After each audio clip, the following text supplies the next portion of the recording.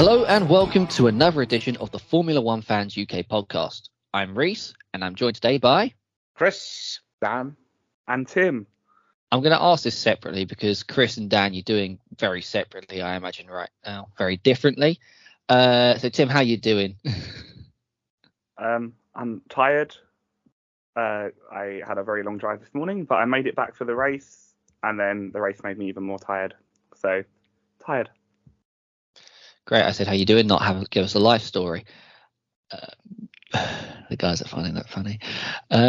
Chris. Wait, hold on. That's very savage. You asked the poor guy about his day and how he's doing, and then you just give him some shit for it. It's all right. It did make me feel a bit tired, to be honest, listening to him. Yeah, that's true. My point was meant to be about how dull the race for the win was. Yeah, well, let's talk about something that wasn't so dull, which has put Chris in a very good mood. Chris, how you doing? I've had my ups and downs today, but you know, it's after 7 o'clock now. I'm feeling good. I've had some 7-Up, and I've got to go to bed soon because I've got to wake up at 7. And on an unrelated I note, have nothing to do tomorrow. And on an unrelated note, has Grosjean just been put into the barriers? Shut the fuck up! Are you trying to trigger him? Don't set him off, please. I'm so sorry. What the fuck? I've got it recorded so I can watch it, and you're. Oh dear! I'm so sorry. I think I've just I put Chris in the same sort of mood Dan's in. Chris, shit, I'm going home. That's 7 times you've ruined things for me. You sounded like Cartman. Screw you guys. I'm going home. Looks a bit like Cartman too. Oh, fuck it, mate. Fair though. Fair. Yeah. You little fucking rat. Dan, how you doing? I've had a traumatic experience. Oh, here we go. I don't want to talk about it. Yeah. Thank God. Move on. Move on? What? Mate, just because you won one match this fucking season, you're going to act up? Okay, mate. Yeah. Calm down. Let's move on. Let's not talk about... Wait, hold on, right. Explain what's going on for the non-UK. Yeah, for the non-UK listeners, or those who don't follow football, Chris likes Liverpool, like myself. Dan likes Man United, and today Liverpool and Man United played, and it pretty much... These teams do not get on. They do not like each other. And Liverpool beat Man United 7-0, which is the equivalent in Formula One sense of being lapped by your teammate 7 times. Yeah, okay. And then you're like, let's move on. Chris gets to do 7-Up, 7 in the morning. 7. Yeah, okay. Well, let's move on. We'll start with the race. Like with Red Bull have got a big gap ahead of them. Or a big gap behind them from the rest of the field. And if you're going to look at any challenges, it's going to be coming from the teams that finished in the top 7 of today's race with Mercedes, Aston Martin and Ferrari. My question is, Tim, who do you think of those 3 teams has got the greatest chance of catching Red Bull, and who do you think has got the most to make up? Based on the pace today, the Mercedes were the two who finished furthest away. They finished 5th and 7th out of those 7 who did finish. I don't think that either of them were going to finish ahead of Leclerc before the failure. So Mercedes have got the most to wake up. In terms of who I think will make the catch, I feel like the people who are probably closest to making the catch would actually be Ferrari. But do I have faith in them doing it this season? Not really, after today's showing, unfortunately. And Chris, coming to you on the same question, which of the 3 sort of teams that you were teased to be challenging Red Bull, in qualifying yesterday, which of those 3 teams do you feel has got the best chance of catching them, and who's furthest off? I don't think anybody has got a chance of catching Red Bull. The Aston Martins have looked great from pre-season through to the race. Mercedes, it's not good when Toto is already saying what we've got there isn't going to do anything for us. Alonso looked great today, but as an entire unit, it has to be Ferrari would be the team that I think has the chance of being able to push itself up there. I think Aston Martin might start dropping back because you're really relying on one driver to push that team forward. Although Stroll today was my driver of the day. Dan, if we can just come to you with the same question. Tim, Dan, you both put your hands up. Tim, you've been. Dan, same question. Who's most likely to get it for you and who's furthest off?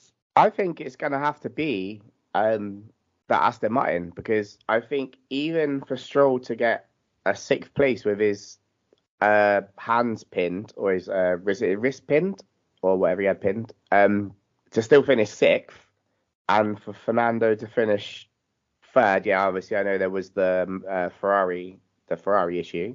Yeah, and I think it's got to be Mercedes as well, because they bought a new wing that was meant to be at Jeddah, so they bought it race early, and yet they still couldn't even get in, what was it, 2.5 seconds of the Ferrari, literally after they were in DRS range. So I think they've definitely got the most to make up, which is sad, because it's literally just going to be like a Red Bull whitewash from the beginning. So let's look forward to 2026, like Josh says. And yeah, I want to just build on that. 2026, in a way, you feel couldn't come soon enough. But I think there's a couple of things to take into consideration. One, Mercedes last year, I think, showed the most development in the car. They've been touting their B-spec car quite a lot, and we're expecting that to come in. We were expecting maybe Azerbaijan, but probably first European race of the season. I think it's more a realistic one. I think we're expecting. Why isn't the B-spec car here now? Why do you have to wait so? Yeah, but they've had. Have they not had enough time? The B-spec car is a rumor. Nobody's confirmed a B-spec car. It has been confirmed. It was confirmed on Ted's qualifying notebook. Ted's full of shit. We all know that. He spoke to the oh crikey, who was it? Was it Ron Meadows? Or Shovlin? Shover. It was Shov. He spoke to Shovlin, and they confirmed it, but they also confirmed that it wasn't going to be a Red Bull style side pod. You know, it was still going to be this zero pod idea, which for some reason they feel is the best. But going back to what I was saying, Mercedes, you think probably they're the ones that I feel will challenge of anyone. Red Bull, I mean, first of all, apologies Ferrari fans for saying that Vasseur was Swiss in the last podcast. He's French. I know that now, by the absolute disaster that Ferrari were this weekend. Second of all, Aston Martin, whilst they've got a lot of resources because of where they finished in the championship last season, this brand new factory and everything, I just don't know how well equipped the personnel are to be able to mount a title push. So that's why I feel Mercedes are the ones that, if anyone's going to come back at Red Bull, will be the team to do it. Chris? You say about Mercedes' rate of improvement. Whether if Aston Martin can keep that up and maximise their wind tunnel time, will Red Bull sort of second half of the season start to feel the effect of their punishment and start tapering off and maybe hopefully have someone closing in on them a bit? Well, yeah, that's what I was thinking. I think they probably would have taken quite a Haas-style approach this season of going for broke early on, doing as much as they can to improve the car that way, because they are going to be limited because of their catering department. There are going to be knockbacks from what happened there. So, you know, this will really tell if the punishment was right this season, because if Red Bull get caught up with the gap they had, then you might feel that this has worked, this punishment. If they stay 2.5 seconds clear of the field after 2.5 laps of racing, then you probably feel like this punishment was not enough. Dan? But the punishment isn't going to be enough, or hasn't been enough, because we already knew that their effective cheating from that season was going to follow through to this season anyway, when Max is finishing 37 seconds ahead of the nearest non-Red Bull, it's already an absolute joke. Like, what has it effectively done to help the field catch up or to limit them running away with it? Zero. I blame the FIA and Mohammed bin Suleiman, or Ben as we called him,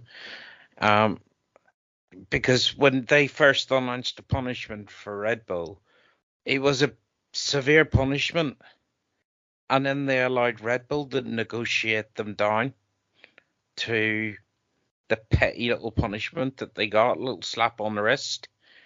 And in what sport do you see a team able to negotiate a punishment? It's not right. Historically in F1, it's called UEFA. Also, and it happens all the time. Historically in F1, you have that as well. Okay, yeah, you get that in F1. There have been teams who have been able to negotiate their punishments previously in F1.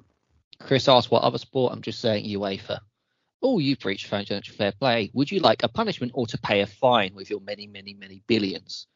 Yeah, but they knocked the fine amount that it was going to be. They knocked that right down. It was, I think the wind tunnel time was twice what they actually got taken off them. It would have been a big punishment that they should have got and was expected to get. They should have been crippled by it, and rightly so. My only hope is that they have gone full hog at this part of the season, improved the car dramatically, and this 37 gap to the next car is a bit like that Brawn GP season, and they will get caught by someone mid-season, and they will have a title fight at the end.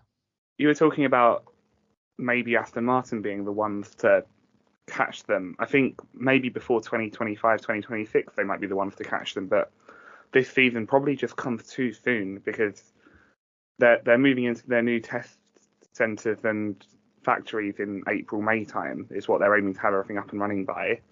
And I just think that just comes too soon for at least mid-season development for this season. You've got to have it ready before then. So it might be that next season Aston Martin are the ones to actually close that gap. But yeah, it doesn't look great for the rest of the field, does it, with the way that Red Bull are at the moment? We'll keep on Aston Martin, because if it wasn't for the Aston Martin drivers, this race would have been terrible. It would have been one of the worst season openers in a long, long time. And we've got to thank Fernando Alonso, Tim's favourite driver, which is probably making him so smug right now, more smug than Chris and I after the football, that, yeah, if it wasn't for the Fernando Alonso, this race would have been absolutely shocking. He brought any form of action to the top 10. Sure, we had the action to start the race between like the Williams working their way up the field, and Bottas had his great start and gave us a bit of action as he dropped back down. But yeah, Fernando Alonso, there's a reason he was driver of the day today. It's because he was the man who ran the show. I'll put in a caveat that actually I voted for driver of the day as Gasly, as ecstatic as I was for Fernando. But 20th to 9th in that shitbox of an Alpine, I thought was rather impressive. However, I am very happy that Alonso is back on the podium. Long may it continue. Hopefully a couple of race victories in there if Red Bull do crash into each other. That looks like the only option. God, I hope they don't, because Tim crying is actually quite amusing. I thought my driver of the day today was Stroll, to be honest. I don't rate him as a strong driver, but to be able to compete as highly as he did with the injuries that he's got, I thought was remarkable. Although I don't believe he should have been allowed to race. Yeah, I agree. I mean, I was calling Stroll out in like public, saying he was not fit to race. He shouldn't have been racing. Turns out, I think everyone was wrong about that, who said Stroll shouldn't have been racing, because he had a great race and he was very competitive. And when he came out ahead of George Russell after the final pit stops, I thought, well, Russell's going to have him in a couple of laps because he's injured and it's George Russell behind him. But no, he kept him behind, and he was closer to Hamilton at the end of the race than I think many would have thought he would have got. Yes, but at least we forget that Stroll very nearly fucked everything up. Did he not? He thought that he was playing Mario Kart again, or that, he's just used to crashing now. because he nearly took out, was it like lap one? Fernando on like lap one? Yeah. A little bump. But do you know what made me laugh throughout the whole, I'd say probably like the first 20, 30 laps? They wouldn't tell him who hit him or what had happened. They were just like, yeah, we're just looking into it, Fernando, no worries. Also, what about the noises and comments that Fernando made every single time he passed somebody? He was just happy. He's made a career decision that's correct for the first time in, probably since joining Renault. 2008? But wasn't it like... Nah. When he we're jumping the gun there. Another one.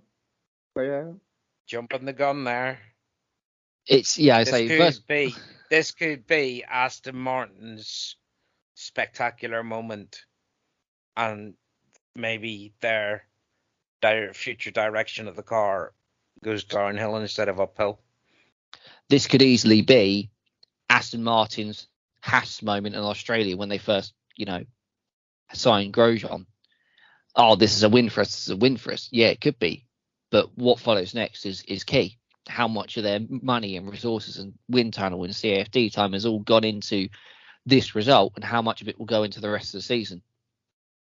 Like, you'd think with the step they've had at the start, you think that they're probably nailed on for at least fourth in the Constructors' Championship this season, because whilst Tim described the Alpine as the shitbox, which I think is a bit harsh, because that midfield is so tightly packed, I feel like they are miles ahead of everyone in those other 6 teams. I think my biggest disappointment of the race, and I was expecting it, was McLaren. Coming off a successful year or two to all of a sudden having, technically Piastri was last with his DNF, but Lando was right at the back because he had to keep on coming in to have his air replaced. This is stupid little stuff. Why have we got technical screens that show sponsorship changing on a spot that we never see anyway? They're focusing on that instead of focusing on reliability and getting the car to go faster in a circle. But what was it for though? Wait, hold on. Sorry, Reece. But what were they putting their air in for? Pneumatic, wasn't it? It was to do with the pressure of the engine or something like that. I don't know the technical reason why they needed there, but I want to go back. It is to do with the engine, yeah. But I want to go back to the changing adverts on the car. Since when Zach Brown was team principal, McLaren were a team about getting results and trying to improve and move up the order. Since he's become CEO of McLaren Group, they've become a moving billboard for the sponsor. They're more interested in their sponsorships than they are their race result. There is the caveat that the more sponsorship you bring in, the more money you have for the race team. There is also the caveat that you have to question what's more important to you, going fast or having an extra 190 grams on the car because you want to go and show off a couple of extra sponsors in one point of the race on a part of the car, which Chris says you don't even see. There's a caveat of there's no point in having a car out there with your advertising on if the car is going to break down on lap 1 and you're not going to see that advertising anymore. I think this is probably where the best news came for McLaren today, is that the fight on track was between Mercedes and Aston Martin, and Lando Norris was able to keep himself on TV behind those two whilst being a lap down. That was probably the biggest win for McLaren this weekend. I was just about to say that with Lando's pace on the medium tyres, being able to keep up with, was it Hamilton and Alonso and Sainz battle while they were all battling it out. But if we're going to go from one disaster, which is McLaren, then we have to talk about another disaster, which has to be Esteban Ocon. Now, Dan, have you seen a race weekend as bad as that since Pastor Maldonado? Sadly, there's been quite a few of them that have been as bad as that. It's just like, I get accused all the time, and it is fair. I am a Lewis fan. I loved it when Lewis checked out. Exactly the same as what Max did for all them years. But towards the end, it did start to get boring. The same as with Michael Schumacher and stuff like this.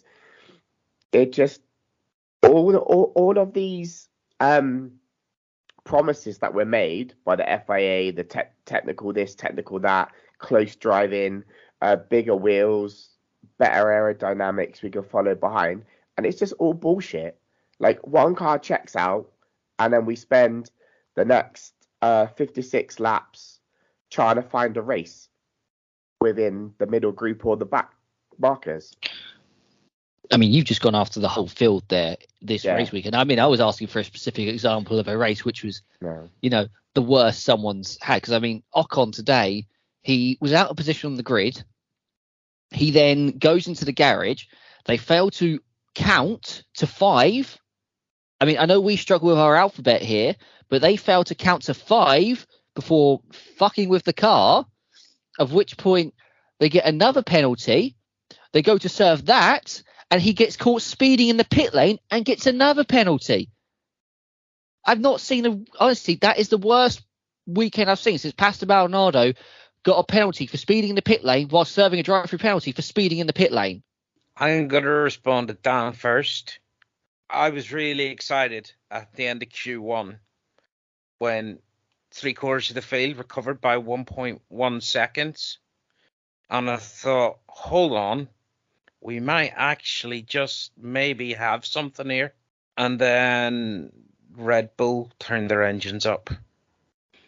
And I was so disappointed. And if I was Honda, the way they're playing with Ford at the minute, I'd be sabotaging my own engines. And responding to the race, the only time I've ever seen something like that was NASCAR, where they haven't set their tacos right and they just keep on getting drive-throughs for speeding because they didn't realize they were speeding. I will come back to Dan on the closeness of racing. In terms of the actual aerodynamics on the actual cars, when the cars are close together, I think it is easier to pass than previous versions of the Formula. When you look at, we mentioned the midfield battle briefly, but there were so many battles going on there between, I know it wasn't for the win, but between Alfa Romeos, Williamses, Alfa Tauris, when they were on the newer tyres, the Hasses were there before they fell off. What an awful day for Haas, by the way, after yesterday. But I think from a regulation standpoint, yes, the cars, there's a very big disparity between the lead 2 cars, the next 6, and then the rest. But in terms of actual on-track racing, the potential is there if they can get the cars on a closer performance balance. Also, respond to Dan, without wanting to sound like a broken record, because I know I've mentioned this many times before, but Jeremy Clarkson, if you saw him on the grid before the race, one of the comments he made was how big the cars are these days. And I am sure that is the core problem of the quality that affects the quality of the racing in Formula One. It's not this turbulent air and stuff like that. It's the cars are too big. If you've got a narrow track and you've got cars that can't pass each other because it's too wide, I mean, let's face it, you could probably win the Monaco Grand Prix whilst driving around at 30 miles an hour just in the middle of the road, and then just, oh, look, someone else has gone to pits trying to undercut me, accelerate then. This is the problem, I think, with Formula One. The cars are too big. This is what affects the quality of the racing. This is why the junior formulas, Formula 2 is better. This is why Formula 3 is better. This is why racing in Formula E currently, right now, and it pains me to say it, is so much better than racing in Formula 1. Because the cars are built for the track. They're built to go racing. Formula 1 cars, they're built to go as fast as possible. Sure, they should be doing that. But they also need to be built for racing. It's an entertainment. It's a sport. Bums on seats pay the bills. Give somebody else a go, man. Did you watch today's Formula 2 feature race? That race was outstanding, and it totally it corroborates everything you're saying there about the size of the cars being a large problem with how the race finished. Formula 2, they were overtaken left, right, and centre. There was battles everywhere. It was a fantastic race, and I would rather be racing in F2 right now than F1. They're right.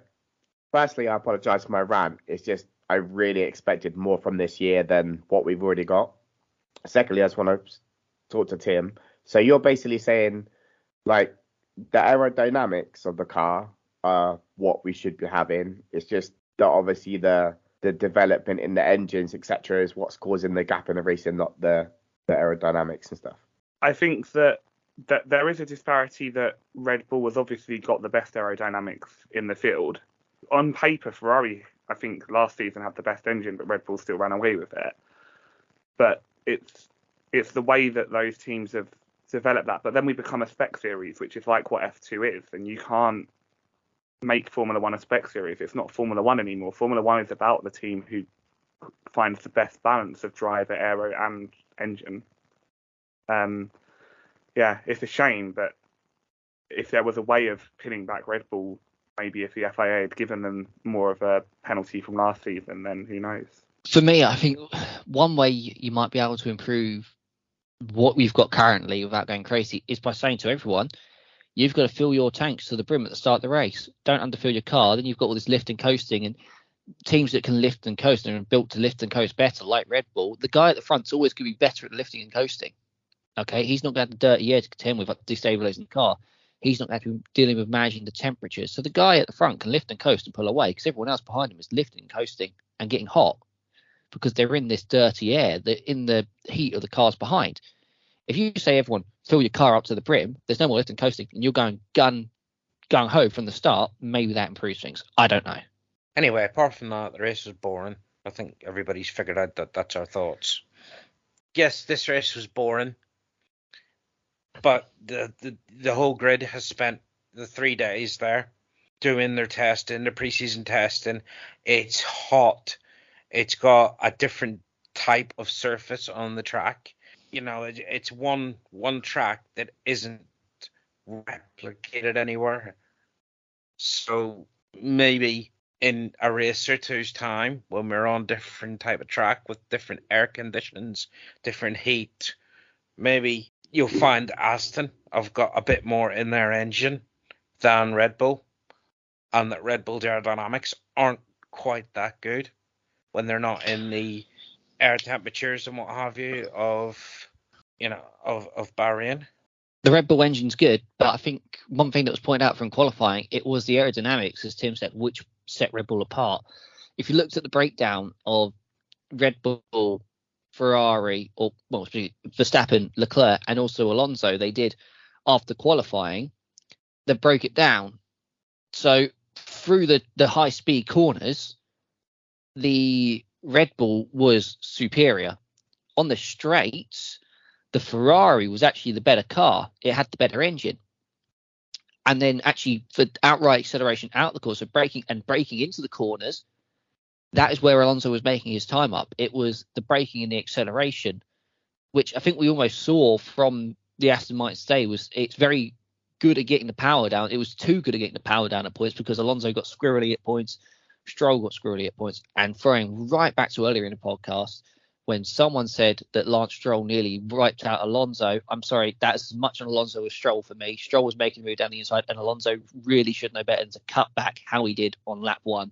Yeah, what you're saying there is all right, but again, I say, is that track specific?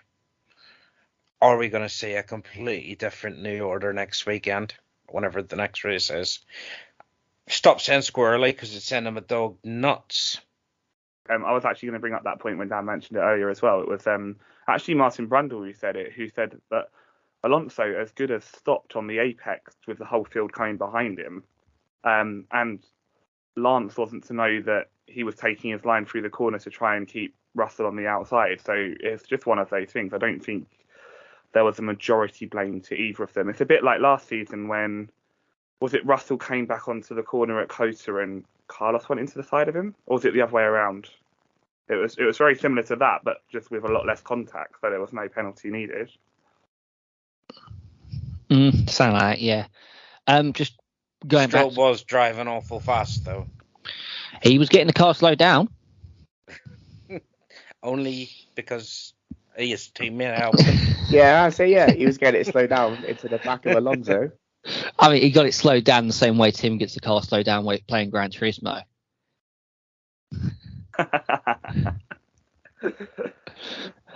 Why would I use my brakes when I can use yours instead? Coming back to what Chris said, did anybody see the segment that Ted did, where he literally rubbed his hand and his knee across the track to test the abrasiveness to back up what Lando was saying. Did anybody see that? Did it involve cheese? Because to be honest, if there's an No. example with Ted Kravitz, it usually involves cheese. It involved the back of his hand and his knee. It's going to be someone wearing shorts, so yeah, I'd assume it'd be Ted Kravitz. Yeah, That was but like, what's your point about it? Yeah, I mean, no, but I was just saying, like Chris said, how abrasive it is. It did physically rip Ted's skin on the actual part of the track, but they were the comparison was against the actual track and obviously like the runoff sections of it. But I just saying, yeah, like it was really abrasive that it did cut his skin and make him bleed. And also, I think cheese would have probably been better, Ted, because it's a very stupid thing to be doing. No, I agree. But can we let's get away from weird experiments with rubbing your hand on the track and talk about something else that we like about tracks, which is track art. Show sponsor Apex Tracks provide us with loads of competition prizes throughout the year, and this weekend we were giving away some Bahrain Grand Prix track art. The winner of that will be announced in our Facebook group. But if you want to get your hands on your own 3D printed track wall art, you need to head to apextracks.com. That's apextraxs.com. Thank you for the applause, Dan and Chris. Tim, I wish you showed some enthusiasm for our show sponsor. Apex Tracks. Well, Joss, if you didn't have a jingle, now you do. But I really wouldn't use it, Joss. If I was you, I'd get something new. I'd get something new done. All right, let's move on quickly to the next race, Saudi Arabia. Oh, can I do one more thing? Christ, on Bahrain. Like, how have we found so much to talk about? It was such a shit race. Honourable mentions from this Bahrain Grand Prix. I'm going to go for Alex Albon, points in a Williams, which looked like a dog of a car throughout the whole of testing and all of practice. 10th place today, fantastic drive from Alex. Logan Sargent 12th as well, not disgracing himself at all on his debut first F1 race. Then 8th, 9th and 10th, I guess. You've got Bottas in 8th, great start, capitalised, got points for the team, brought it home. And also Gasly coming from 20th to 9th. You've got three very, very good drives from very good drivers who have constantly proven themselves in the midfield. And it looks like they'll all be there again this year. Well, you say Albon. I took a gamble on Albon. What's a gamble? Educated guess, knowing what Albon can do. Put him in a fantasy lineup. I feel like I was rewarded for that one. But anyway, moving on. Saudi Arabia. I also have that. Albon. Yeah. Mine is probably about as bad as the Man United score. It's probably best we don't speak about it. Also, did you not pick 7 drivers? Well, unfortunately, you can only pick 6, and he was really up against it because he loves to, let 7 in there. Right. It's 7 or nothing. The only thing that is worse than Albon's car is his haircut. Just putting that out there. Well, no, I'd say the only thing that's worse than Albon's car is Man United's defending today. Weren't we moving on anyway, Reese? Yes, we were. To Saudi Arabia. Before we do, Williams, their car is just so plain. Why don't they do something with that? If they're not going to get a sponsor, put something up there like BAR done with their Earth car. Put a Ukraine flag on the side of it or something. Something as a statement. Because paint is heavy, and we know this now. This is why everyone has just carbon fibre. But, all right, I want to say something that you probably won't hear me say ever again, considering how much I bashed the car last season and probably every season. I actually prefer the car pink to blue now. And I don't know why. Alpine. Yeah. Yeah. Yes. I don't know why, but when they said in the VT that they were changing it after 3 races back to blue, I got a little bit sad and had a little man cry. And I was like, no, actually, I like it pink now. After 3 races, your retina will have burnt out and you'll be glad to be going back to blue. No, I think they should I agree with Dan. I think they should embrace the pinkness. 100%. I think the pink if car. If you're going to be sponsored by BWT, you have to have your car pink. That's it. Not a half-assed job like Aston Martin when it was half pink and half green. Was it pink and green? No, they had a full green car when they were racing Force One or whatever they were. No, Hello, Blue. Hello, Blue. Sorry, Blue as in hello, Chris's dog, Blue, who has just joined the podcast. We're hoping to get some more insightful views from the Neeson household with Blue here on the microphone now. Blue, what are your thoughts going into Saudi Arabia? And Chris, feel free to translate here for Blue. Blue is looking at the floor and thinking that looks much more interesting than another Formula One race. Blue is not wrong. He's also saying that blue is a good colour for a Formula One car. The Alpine is a French car with 2 French drivers. It should be blue and red and white. Well, I mean, it's a French car with French drivers, which is why after so many penalties, they just decided to wave the white flag for Ocon and bring him in. Ooh, they never done that before. Whoa. I mean, it was the worst French performance since Agincourt. You can't say that. You really went there, dude? So what Chris was saying is that we're going to get cease and desist off the internet. Mate, if we didn't get cease and desist from Natalie Pinkham, I think we're safe, brother. To be fair. Please, can we move on to Saudi Arabia? So what Chris is suggesting is that Alpine do that car in the style of an A1 GP. Yeah, A1 GP was great. Could you imagine A1 GP in Saudi Arabia, though? Would it be a better race than Formula One? Probably. But we're going to there anyway. Next race, Saudi Arabia. To close it off, guys, Tim, what's your way too early prediction for Saudi Arabia? Way too early prediction for Saudi Arabia. Red Bull 1-2, more points to Williams. Red Bull first, second, Alonso third. I can't see anything changing at the minute. Ferrari front row lockout. Whoa, love that. Ambitious. I'm going to go. Presumably no race pace still. I'm gonna go Red Bull 1-2 with double points for Alfa Romeo. That's actually not that bad. That's actually quite good. Joe would have been a lot closer today if they hadn't pitted him on the last few laps for the fastest lap, which he took, even though he didn't get a point for it. Took it off of Gasly though. Yeah. Yeah, true. Gasly. Yeah. That sounded wrong. I'm gonna put a completely out there prediction. McLaren will finish with both cars working. But not on the lead lap, I'm guessing. Properly. Wait, do you mean on the racetrack or in the garage? On the racetrack. Okay. Well, if they break down 2 laps to go, they're still classified. That's probably what will happen. There were internet rumours that Lando's already looking for a way out of this 20-year contract that he's on. So he's already said that, hasn't he? He said he will leave. He did say Red Bull wouldn't be. He wouldn't not look at a Red Bull contract. Right now, I think I would not look at a Williams contract if I was Lando Norris. Their wind tunnel isn't due to be complete until this year.